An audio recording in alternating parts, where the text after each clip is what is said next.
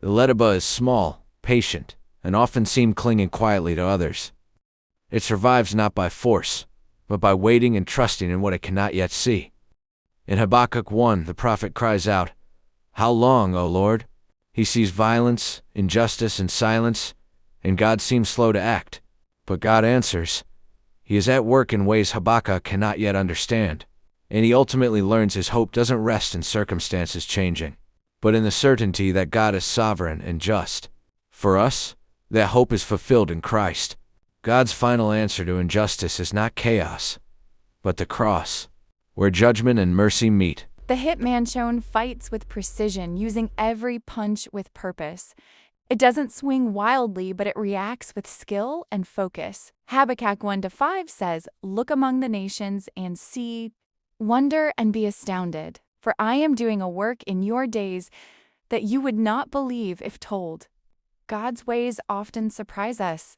What seems impossible or unfair to us is under His sovereign control. Habakkuk's amazement points us to Christ, the one through whom God accomplishes justice, mercy, and salvation. Even when His work is hidden, it's already effective and perfect. Today, remember, God is at work even when it doesn't make sense. Don't rely on your strength or understanding, but trust Jesus, who accomplishes everything God promises.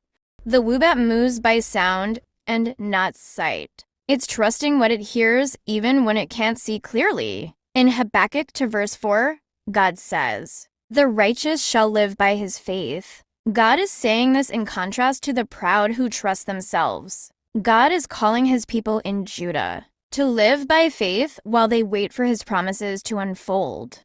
We know that faith ultimately rests in Jesus.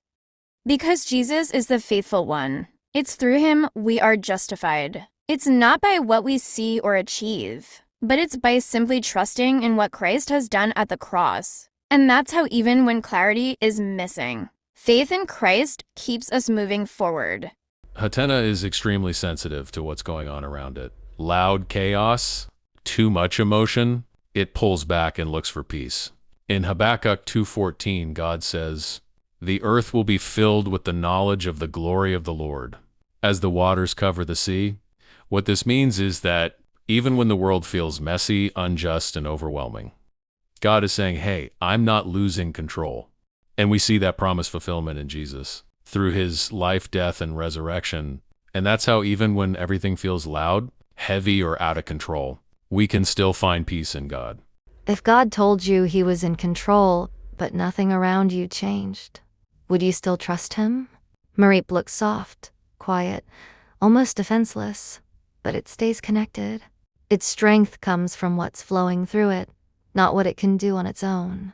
In Habakkuk 3-2, the prophet prays, "O Lord, I have heard the report of you, and your work, O Lord. Do I fear? In the midst of the years, revive it." Nothing is fixed yet.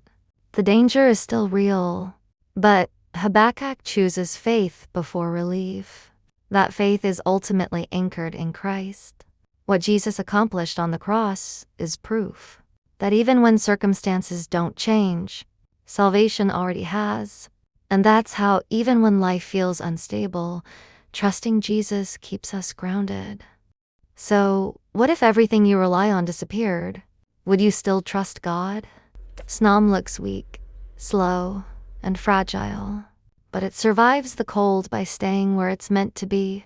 In Habakkuk chapter 3 verses 17-18, the prophet says that even if the crops fail and everything falls apart, yet I will rejoice in the Lord.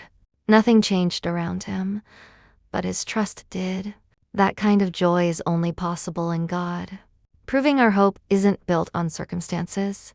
And that's how, even when everything feels frozen, joy in God still holds.